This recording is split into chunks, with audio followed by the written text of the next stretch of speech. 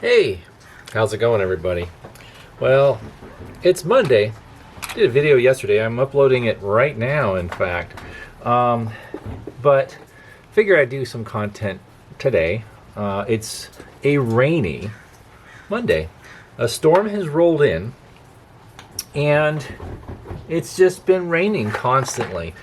Nothing torrential. It's just a nice, even kind of light rain, but it's really overdue. I'm not gonna lie, I'm a big fan. I am really happy that it's raining. Excuse me while I peruse through my bag of things here. I have some tobacco I want to enjoy while we have our little visit here. But it's seeming to be not in the bag, so I'm going to have to change my direction in what I was going to originally enjoy, which was going to be some Virginian, but you know, I will change gears. So we're going to go with a, I'm going to pull out my other K Woody, and we're going to do some gondola, or Lagonda, sorry, gondola. See what happens when it rains, get water on the brain. Anyways, I know there are those who in my home state, as I speak, at this very moment, are not happy about this. You know, I guess there are those who do not appreciate the rain, and that's fine. Of course, they're allowed to not like it. But seeing as how infrequent and rare a good rainstorm is, I kind of resent that fact because it's something to rejoice in. Yeah, maybe some people don't like going out in the rain and getting wet, but, well, since the advent of the umbrella and the rain slicker, you don't really have much of an excuse. I tend to look at the rain as an opportunity to kind of lay low and slow down a bit and maybe focus on home projects. Luckily I don't have anywhere to go right now because the missus has the commuter car, and I just have the black 40 Dodge. Now, of course, it's not going to melt if it gets wet, but I do not have operational wipers on it. So driving in the rain is a bit risky at best, and knowing that the local traffic seems to forget how to, drive in the rain, and they don't know how to slow down in the rain, and they just keep on driving like everything is hunky-dory, sunny, all that. I feel that it's best that I don't venture out. Even though I would like to get out and buy a few things that I need, I do need to buy some coffee and some other things, but I'm not going to bore you with the long laundry list of things I should be doing today, but they're not pressing, and I can definitely do them later. I can go to the store later. It's not a big deal.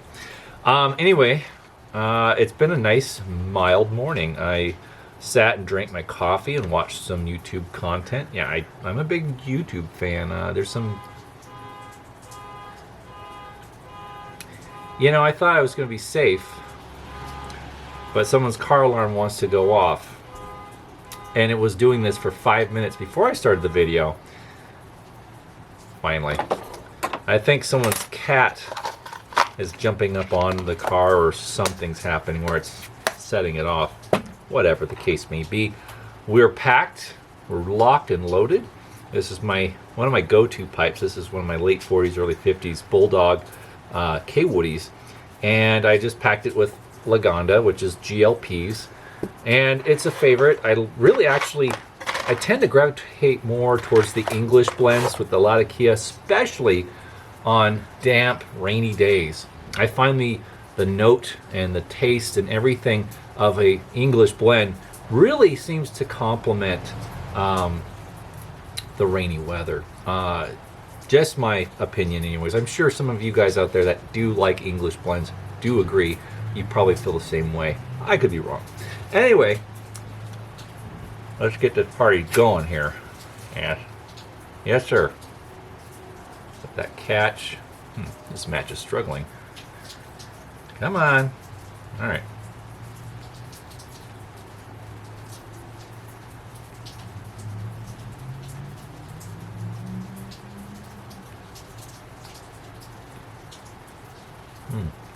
Very nice. Perfect. Mm-hmm.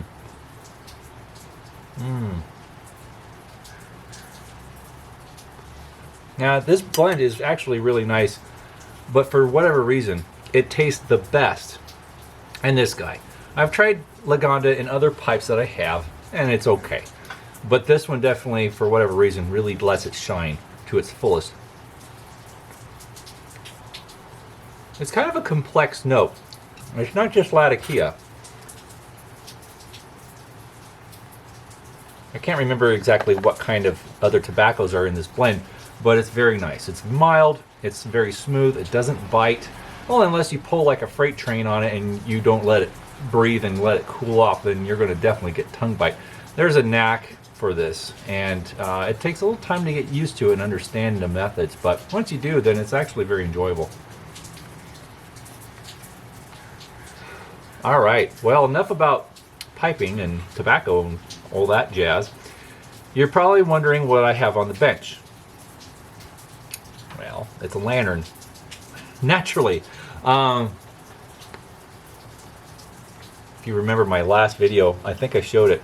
It's a Defiance number 2. What's the best lit, I think it's called, or best ever. Is it best ever? Yeah, best ever. It's a Defiance number 2 best ever. And this is their answer to the top lift design that comes around, you know, the 1912, 1913 era, right, when Dietz and CT Ham were doing their top lift designs. Everybody threw a hat into that top lift ring. But it was leaking. It had a few little pinholes that were kind of hiding out. And so I leak tested it, and well, it revealed some very slow leaks in the bottom of the plate. And it's funny because the inside of the fount is like a mirror. It's really clean and very nice, and it survived. I'm like, whoa, this thing probably doesn't leak. Well, you know, all it takes is for a wick to be left in there with fuel, and then water will gather in there, and then it will find a spot and stick to the bottom of the fount, and then you'll get some rust spots. That's probably what happened, and it was over towards the edge of the fountain, out of view. Anyways, I cleaned it all out, and I put Seal All in there. And over the course of the weekend, it let it sit and cure and do its little thing, and now it's holding oil. So I put a fresh wick in it. I haven't even blown out the air tubes. I haven't even cleaned it yet. It's still in its original as found condition that Ted sent me in. So I'm going to just give it a shot. Let's see how it works. Like I said, I haven't oiled it. I haven't done anything to it except for fix the leaks in the fount. So let's give this thing a try. Yeah, this is a little sticky, but, you know, it's all right. Come on. Why don't you fight me now, huh? There. All right.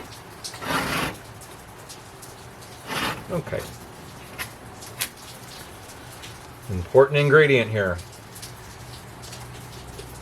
Come on. Come on. And give it some time to wick up the lamp oil here.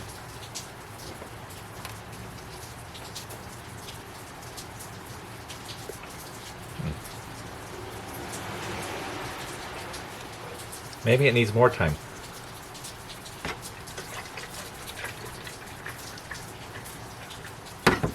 All right. While that wicks up its oil,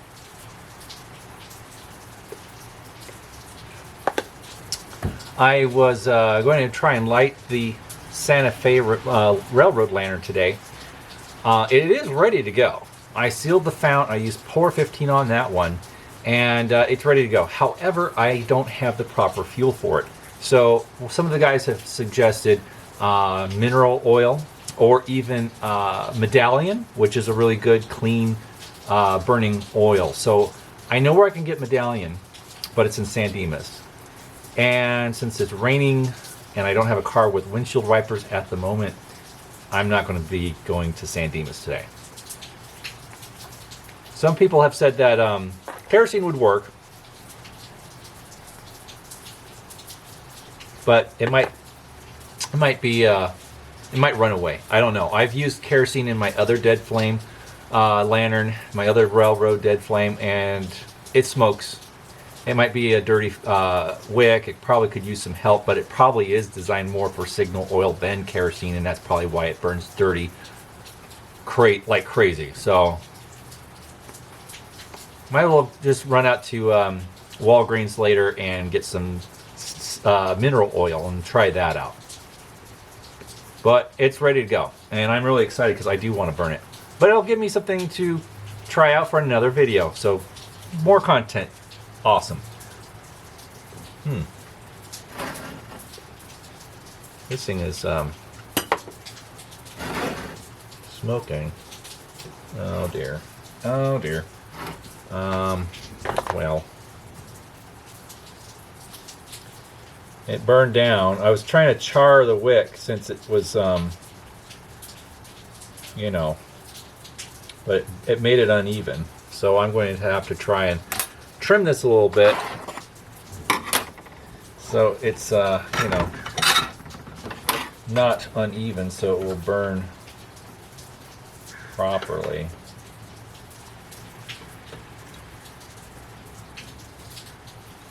There. I don't want to have an uneven wick. That's not something any of us want. This is not working out. All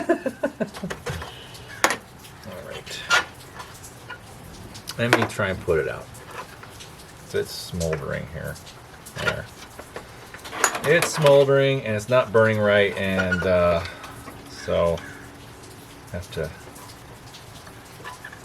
cut this back down to size here and give it a nice even trim.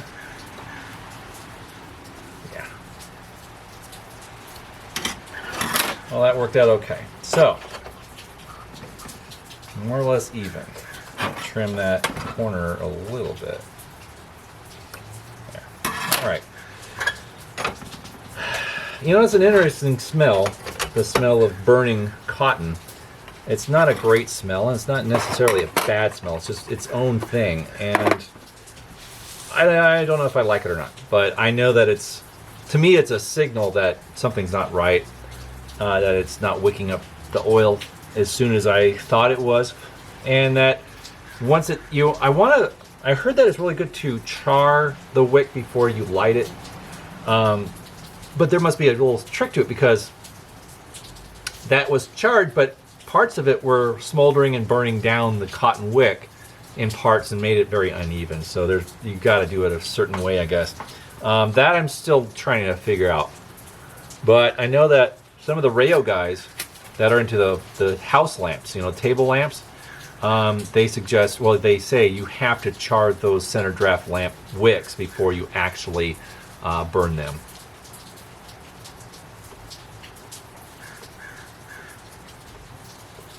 There we go. Got that back in action here. All right. So, let's see if this is ready now. There it is.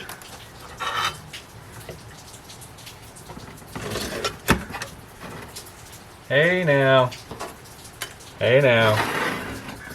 There it is. Not bad, huh? Awesome. That's nice. I think I like that.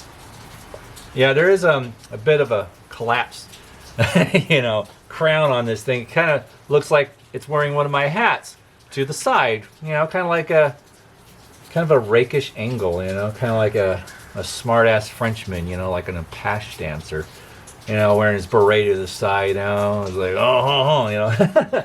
It's an American lantern, 100%, but, you know, well, it seems to be burning actually really well, and it is a Defiance, so it shouldn't be any surprise. But I mean, like any tubular lantern, it could get blockage in the air tubes that we don't see. Of course, we never see them. It would just tell us the way it burns. But the way it's burning right now seems to be pretty happy. So I think we're kind of good. I mean, I'm going to do some cleanup on this. It is fairly surface rust infested, so I'm going to do some light cleaning.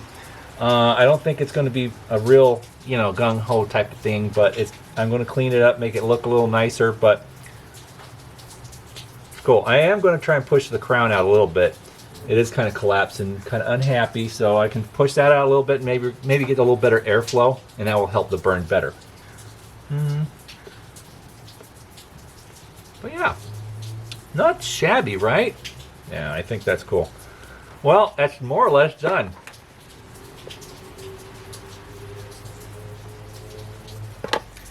Man, it's so nice. I love the rain. I love the cool, crisp air, a nice English tobacco, and a lantern. I mean, there's simple things, but there is joy in it, and it's very relaxing, and I dig it. So, awesome. Well, friends, my battery pack is starting to say, wrap it up. So I'm going to sign off for now, and wish you guys all a very happy week.